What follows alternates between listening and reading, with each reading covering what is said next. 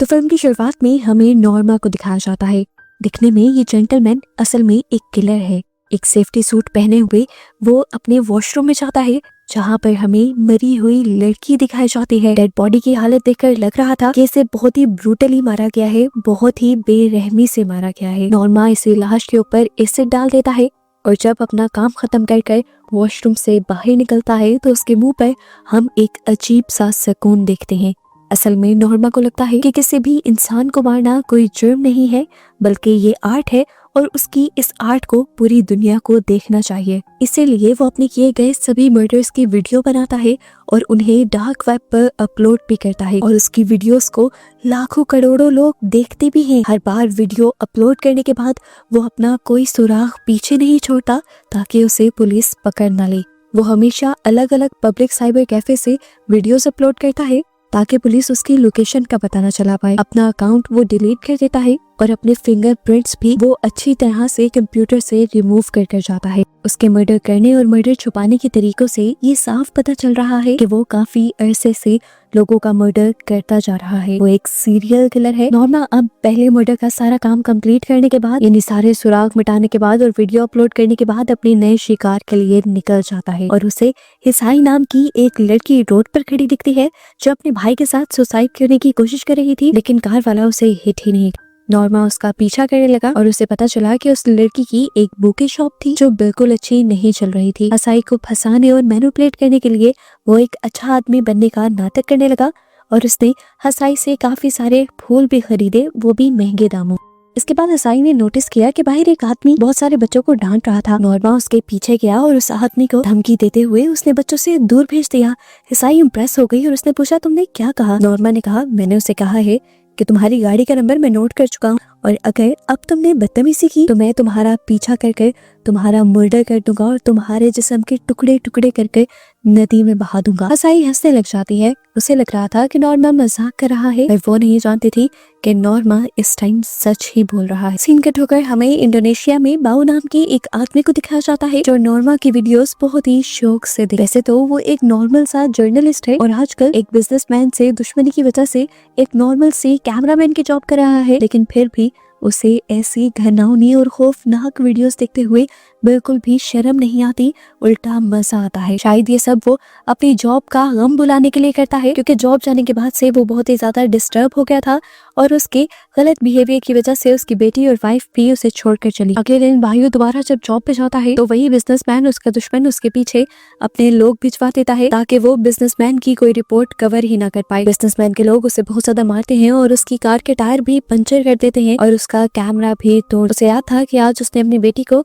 उसकी मॉम के घर छोड़कर आना है। कार तो उसकी पंचर थी, मजबूरन उसे कैब से ही जाना पड़ता है और वापस भी कैब से आना पड़ता है। रास्ते में वो सो जाता है और जब उसकी आंख खुलती है तो वो नोटिस करता है कि ड्राइवर उसे एक सुनसान जगह पर ले आया था। इससे पहले कि वो कुछ पूछ पाता, इसी गाड़ी में आकर ड्राइवर के दोस्त भी बैठ जाते हैं और उसके साथ गलत काम करना शुरू कर देते हैं और उसकी वीडियोस भी बनाने की कोशिश करते हैं। भाइयों जब अपने आप को छुड़वाने की कोशिश करता है तो उनमें से एक आदमी अपनी गन निकाल लेता।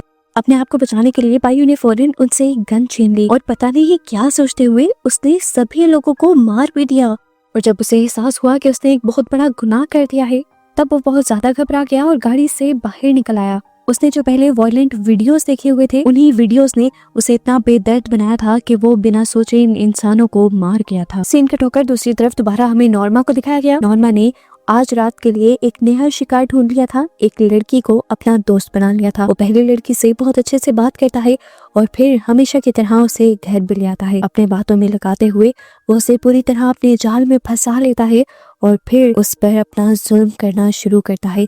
वो लड़की रहम की भीख मांगती रह जाती है, लेकिन नॉर्मा एक कैमरा ऑन कर उसे टॉर्चर करना शुरू कर देता है। उसे जगह जगह कट लगाता है, दर्द देता है, जिसके बाद वो एक बड़ा सा स्क्रू उसके मुंह में डालकर उसकी मदद से सारे दांत उसके उखाड़ देता है, जिससे उस लड़की को और भी ज्यादा दर्द होता है और फिर आखिर में उस लड़की को मार भी देता है।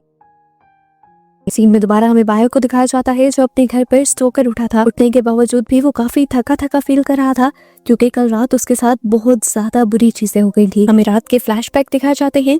उन आदमियों को मारने के बाद एक मरतबा उसने रिग्रेट तो किया था, लेकिन फिर उसके दिमाग में एक नई गेम चलने लगी थी। उसने मरे हुए आदमियों की वीडियोस बनाई, जिसके बाद घर आया, नहाया और वो सारी वीडियोस उसने डार्क वेब पर अपलोड कर दी। और अब सुबह उठकर उसे एहसास हो रहा था कि उसने बहुत गलत कर दिया। इस तरह तो पुलिस भी उसके पीछे पड़ सकती थी। अपनी वीडियोस देखने के बाद वो उल्टियां करने लग जाता है। अंदर से उसे गिल्ट तो हो रहा था कि उसने इन आदमियों को क्यों मारा, लेकिन कहीं ना कहीं उसे अजीब सी जीत का भी एहसास हो रहा था। हम देखते हैं कि नॉर्मा भी उसकी वीडियोस को देख लेता है और देखते ही समझ जाता है कि इस बंदे ने ये काम पहली मर्तबा किया है, लेकिन उसके बावजूद उसने बहुत अच्छे तरीके से किया था। नॉर्मा इम्प्रेस हुआ था उससे, इसीलिए उसने फौरन उसको ट्रैक किया और उसे वीडियो कॉल का लिंक भेज दिया। उसका मैसेज मिलते ही यहाँ पर बायू घबरा गया और पहले तो इनकार करने लगा कि उसने ये सब नहीं किया। पर नॉर्मा उससे कहता है, मैं जानता हूँ ये सब तुमने ही किया है, मैं बस तुम्हें ये बताना चाहता हूँ कि अगली मर्तबा इस तरह का कोई भी काम करना तो अपलोडिंग पब्लिक सर्वर से करना, अपने प्राइवेट डिवाइसेस का इस्तेमाल नहीं करना तुमने इस काम में। उसकी बातों को यहीं छोड़कर वो अपने इन लॉज के घर चला जाता है। पता चलता है उसे कि उससे उसकी बेटी की कस्टडी ले ली गई है और उसकी मॉम को दे दी गई है, क्योंकि वो लोग फाइनेंशियली स्ट्रॉन्ग है। और अब उसकी एक्स वाइफ जिस आदमी से शादी करने वाली थी वो भी बहुत ज्यादा अमीर था। इनकी बातों का सुनते हुए उसका सर फटने लगता है, वो गुस्से में आ जाता है और यहाँ से निकल जाता है। और आते ही अपना मूड नॉर्मल रखने के लिए नॉर्मा से बात करने लगता है। ये लोग वीडियो कॉल करते हैं, लेकिन दोनों ही अपना चेहरा छुपा लेते हैं। बायू से पूछता है, तुम ये सब क्यों करते हो, मर्डर क्यों करते हो और इनकी वीडियोस क्यों बनाते हो? नॉर्मा कहता है, शायद तुम्हें लगे कि मैं पागल हूँ, पर मैं पागल नहीं हूँ। मैं भी पहले तुम्हारी तरह एक नॉर्मल इंसान था। मेरे साथ बहुत ज्यादा गलत हो गया, लेकिन फिर मैंने डरना छोड़ दिया और उस दिन मैंने दूसरों की नजरों में डर देखा और उस दिन के बाद से मैं बदल गया और मैं एक मॉन्स्टर बन गया। इनकी बातों के दौरान इस टाइम बायू के पास टीवी पे उसी आदमी के वकील की प्रेस कॉन्फ्रेंस आ रही थी जिसने उसकी जॉब, उसका करियर, सब कुछ तबाह कर दिया था। और अब ये लोग जो टीवी पे बोल रहे थे वो सब झूठ था। बायू को ये सब देखकर बहुत ज्यादा गुस्सा आ जाता है और वो भी नॉर्मा की तरह अपना बदला खुद लेने का फैसला करता है और मास्क पहनते हुए निकल जाता है अपने मिशन पर। दूसरी तरफ हम देखते हैं कि निमोरा जाकर दोबारा ईसाई से मिलता है, उससे अच्छी बातें करता है, अपने बारे में बताता है कि वो जब छोटा था तो उसकी पूरी फैमिली की डेथ हो गई थी। इंश्योरेंस के पैसों से वो अमेरिका चला गया था और कुछ ही अरसा पहले वो वापस लौटा था। वो अपनी बहन से बहुत ज्यादा प्यार किया करता था। ये सारी बातें बताते हुए वो काफी इमोशनल हो जाता है और यहाँ पर ईसाई भी उसे अपने बारे में बताती है कि उसके भाई को ऑटिज्म है, एक ऐसी बीमारी जिसमें बच्चों का दिमाग पूरी तरह डेवलप नहीं हो पाता और वो एक आम इंसान नहीं रहते। अपने भाई की वजह से ही ईसाई की लाइफ काफी मुश्किल थी। तो नॉर्मा ने उससे कहा कि अगर तुम्हारा भाई मर जाए तो तुम्हारी लाइफ कितनी आसान हो जाएगी। ये बात सुनकर ईसाई शॉक हो जाती है और उस पर गुस्सा करती है कि तुम्हारी हिम्मत कैसे हुई कि तुमने मेरे भाई को मारने की बात की। वो अपना हाथ छुड़वाकर वॉशरूम में चली जाती है और काफी देर तक अपने आप को नॉर्मल करने की कोशिश करती है। जिस तरह से ईसाई ने नॉर्मा की बेइज्जती की थी, नॉर्मा को इतना गुस्सा था कि वो उसका मर्डर करना चाहता था, पर जानता था कि दिन दिहाड़े वो अगर कोई मर्डर करेगा वो भी ऐसी जगह पर तो पकड़ा जाएगा, उसे प्लानिंग करनी होगी। लेकिन अभी भी अपना गुस्सा कम करने के लिए उसका दिल कर रहा था किसी को मारने का, इसीलिए वो स्ट्रीट पर खड़ी हुई एक लड़की को पैसे देता है और उसे अपनी गाड़ी में बिठा लेता है। गाड़ी चलाते हुए एकदम से उसके गुस्से की वजह से ही उसे इस लड़की के अंदर भी ईसाई का चेहरा नजर आता है और वो जोर से ब्रेक मार देता है, जिसकी वजह से उस लड़की का सर डैशबोर्ड पर जाकर लगता है। पता चलता है कि इस लड़की के साथी पीछे पीछे ही आ रहे थे और अपनी साथी को चोट लगा देकर वो नॉर्मा की बहुत पिटाई करते हैं। नॉर्मा को बहुत ज्यादा मारने के बाद वो उसके पैसे और आईडी कार्ड्स भी छीन लेते हैं, जिसके बाद सीन कट होकर हमें दोबारा इंडोनेशिया का सीन दिखाया जाता है। बायू इस टाइम उस वकील के घर आ चुका था जिसे उसे अपना शिकार बनाना था। घर के अंदर जाते ही वो वकील चौंक जाता है और बायू के ऊपर ही हमला करता है, लेकिन बायू एक मिनट में उसे नीचे गिरा देता है और उसके ऊपर बंदूक तान देता है। बायू ने पहली गोली चलाई तो वो उसे छूकर गुजर गई। इस गोली ने ज्यादा नुकसान नहीं पहुंचाया। वकील अब अपनी जान की भीख मांगने लगा और तभी बायू को उसके बाथरूम से किसी के रोने की आवाजें आई।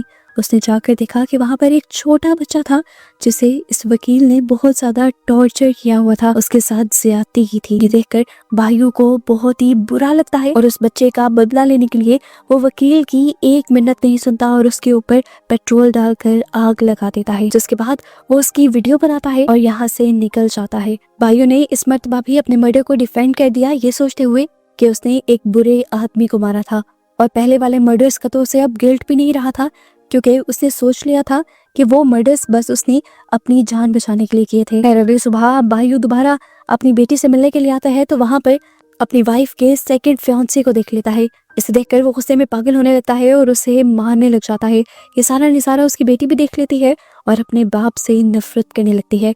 उसकी मॉम आकर भाइयों से अपने फियांसे को बचाती हैं और उससे यहाँ से चले जाने को कहती हैं और साथ में ये धमकी भी देती हैं कि आइंदा यहाँ तुम कभी मत आना। सीन कट होकर जापान का सीन दिखाया जाता है। हम देखते हैं कि नॉर्मा आकर हिसाई के भाई को गाड़ी में बिठाकर कहीं ले जा रहा था। रास्ते में वो उसे बहुत ही उटपटांग की चीजें भी सिखाता है कि जैसे तुम्हें इस बुरी दुनिया में रहने के लिए बहादुर बनना होगा और कोई भी तुम्हें तंग करे तो उससे अपना बदला लेना होगा।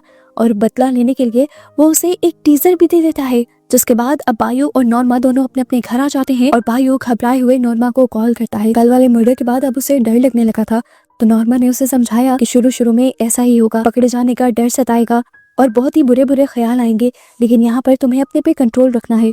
जिस तरह मैं कहूँ उसी तरह करना है, सारे सुराग मिटा देने हैं, फिर वो हमें कभी नहीं पकड़ पाएंगे। और इन सारी सोचों को दबाने के लिए तुम बस उस आदमी के बारे में सोचो जिससे तुम सबसे ज्यादा नफरत करते हो और उसे मारना चाहते हो और उसी को अपना शिकार बनाओ। नॉर्मा की बात सुनते ही बायू में हिम्मत आती है और वो फौरन अपनी गाड़ी लेकर निकल जाता है। उस बिजनेसमैन की गाड़ी को ट्रैक करते हुए वो एक होटल पे पहुंचता है और जैसे ही उस आदमी के पीछे होटल के कमरे में जाता है तो पता चलता है कि ये बिजनेसमैन खुद नहीं था बल्कि उसका बेटा था, जो बायू की गन देखकर डर भी गया और उससे मिन्नतें भी करने लगा कि प्लीज मुझे छोड़ दो, मैं अपने डैड जैसा बिल्कुल नहीं हूँ। उस लड़के को ये भी पता चल गया कि ये लड़का बायू है। बायू के लिए तो खतरा और भी ज्यादा बढ़ गया था। वो एक मासूम को नहीं मारना चाहता था, पर इसको तो बायू की आइडेंटिटी पता चल गई थी, इसलिए बायू उसे मार देता है। सिंगट होकर हमें नॉर्मा को दिखाया गया जो अपना नया शिकार ढूंढ रहा था। एक लड़की का पीछा कर रहा था वो, और तभी उसे वो लड़का नजर आ गया जिसने उसे पिछली रात में मारा था। उसे इसी लड़की के ऊपर गुस्सा आता है और वो उसका पीछा करने लगता है। नॉर्मा उस आदमी के पीछे क्लब के वॉशरूम में जाता है और उससे पूछता है, तुमने मुझे पहचाना? वो आदमी इससे पहले कि कोई जवाब देता, नॉर्मा अपनी चाकू से बेदर्दी से उसके पेट में स्टैब कर कर कर उसे मार देता है। जिसके बाद जब वो वॉशरूम से निकलता है तो इस मर्तबा वो पहले की तरह रिलैक्स नहीं था बल्कि बहुत ज्यादा गुस्से में था, इसलिए क्योंकि उसे किसी आदमी को मारकर मजा नहीं आया था। वो हमेशा औरतों को मारा करता था। अपनी एडिक्शन को पूरा करने के लिए वो बाहर आता है और उसे वही लड़की मिल जाती है जो उस रात बच गई थी और उसे खींचते हुए वो बेहोश कर कर अपनी गाड़ी में बिठाने की कोशिश करता है। इससे पहले कि नॉर्मा यहाँ से चला जाता है, यहाँ पर पुलिस आ जाती है। नॉर्मा घबरा जाता है और पुलिस उससे कहती है कि आपकी कार नो पार्किंग में खड़ी है। नॉर्मा थोड़ा रिलैक्स होता है और जाने ही वाला होता है कि पुलिस को दोबारा उस पर शक हो जाता है। वो उसका आईडी कार्ड और लाइसेंस मांगते हैं। ये दोनों चीजें इस टाइम नॉर्मा के पास थी। नॉर्मा की पर्सनालिटी, गाड़ी और उसकी आईडी कार्ड वगैरह बता रहे थे कि वो एक अच्छे घर से था और पढ़ा लिखा था, इसीलिए पुलिस वाले बिना शक किए उसे छोड़ देते हैं। इस दौरान वो लड़की एक मर्तबा होश में आकर डिग्गी से निकलने की कोशिश भी करती है, पर नॉर्मा यहाँ पर सारी सिचुएशन संभाल लेता है और जल्दी से गाड़ी निकालकर यहाँ से ले जाता है। दूसरी तरफ हमें बायू को दोबारा दिखाया गया। उसने इंडोनेशिया के सबसे बड़े बिजनेसमैन के बेटे का मर्डर कर दिया था और वो जानता था कि अब उसके साथ क्या होने वाला है। गोली की आवाज की वजह से अगले ही पल यहाँ पर गार्ड्स भी आ जाते हैं और अपने आप को बचाने के लिए बायू एक अलमारी में छुप जाता है। गार्ड्स जब यहाँ की चेकिंग करते हैं तो अलमारी में से बायू निकल आता है। इस टाइम बायू के चेहरे पर मास्क था। गार्ड उसे देख नहीं पाया और अपने आप को बचाने के लिए उसने इस गार्ड को ही शूट कर दिया। वो बाहर निकला तो बाहर 6 गार्ड्स थे। इतनी तो गोलियां भी नहीं थी उसकी गन में। उसने एक आध को मारा और यहाँ से भागने की कोशिश की, लेकिन अब बहुत सारे गार्ड्स उसके पीछे लग चुके थे। पूरी होटल की सिक्योरिटी, यहाँ तक कि पुलिस भी उसके पीछे थी जो उसे पकड़ने की कोशिश कर रही थी, लेकिन बायू तो ऐसा तेज था कि सबसे बचकर भाग गया। गार्ड्स ने भी एंड तक उसे पकड़ने की कोशिश की, लेकिन वो बस उसका मास्क ही पकड़ पाई और बायू एक जाली की दूसरी तरफ से उन लोगों को चकमा देकर आखिरकार भाग निकला। सीन कट होकर अगली सुबह का सीन दिखाया गया। बायू घर पहुंच चुका था, लेकिन रात में जितनी तेजी से वो भागा था उसकी वजह से वो बहुत ज्यादा थक गया था और उसे बुखार भी हो गया था। अभी वो जागा ही था कि उसे पता चला कि उसे नॉर्मा कॉल कर रहा है। उसे जब कॉल अटेंड की तो देखा कि नॉर्मा उस लड़की को उसकी आंखों के सामने मारना चाह रहा था। वो नॉर्मा से कहता है, प्लीज ऐसा मत करना, रात मेरे साथ बहुत बड़ा हादसा हुआ है और मैं उससे बहुत ज्यादा डिस्टर्ब हूँ। नॉर्मा कहता है कि देखो तुम रिलैक्स हो जाओगे। नॉर्मा बायू की बात सुनने के बावजूद भी नहीं रुकता, तो बायू उससे पूछता है कि आखिर तुम ये सब करते क्यों हो और इस टाइम क्या करना चाहते हो।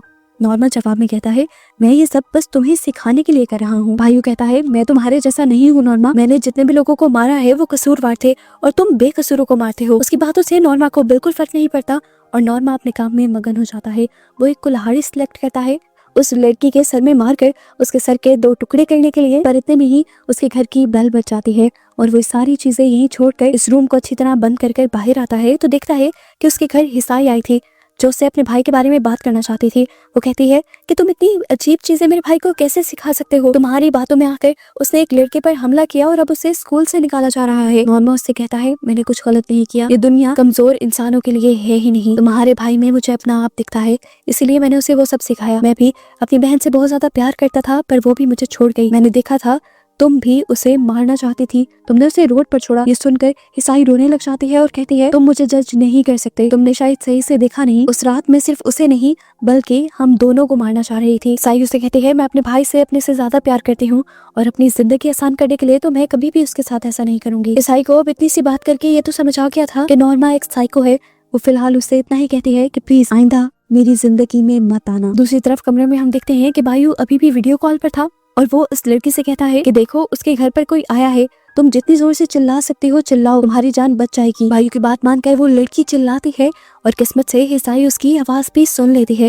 वो उस कमरे की तरफ बढ़ने लगी तो नॉर्मा ने उसे कहा वहां मत जाओ, वहां कुछ नहीं है, लेकिन हिसाई उसकी बात नहीं मानती और आगे बढ़ने वाली होती है तो नॉर्मा को भी अंदाजा हो जाता है कि अब वो मुश्किल में आ गया है और अब उसे हिसाई को भी मारना होगा। वो जैसे ही हिसाई को मारने के लिए पीछे से उसकी तरफ बढ़ता है तो हिसाई उसी की दी हुई टीजर गन से उसी के ऊपर हमला कर देती है। यहाँ वो लड़की भी अपने आप को बचाने के लिए चेयर को नीचे गिरा लेती है ताकि ज्यादा आवाज हो। वायु को अच्छा खासा बुरा झटका देने के बाद हिसाई उस रूम के अंदर चली गई थी। उसने वहां से लड़की को रेस्क्यू भी कर लिया और वायु ने फोन पर इन दोनों से कहा वो बहुत बेरहम है, वो हर रोज एक लड़की को मारता है, तुम दोनों जितना जल्दी हो सके यहाँ से निकल जाओ। हिसाई हाँ में सर हिलाती है और यहाँ से निकलने की कोशिश करती ही है कि एक दूसरे कमरे में पहुंच जाते हैं।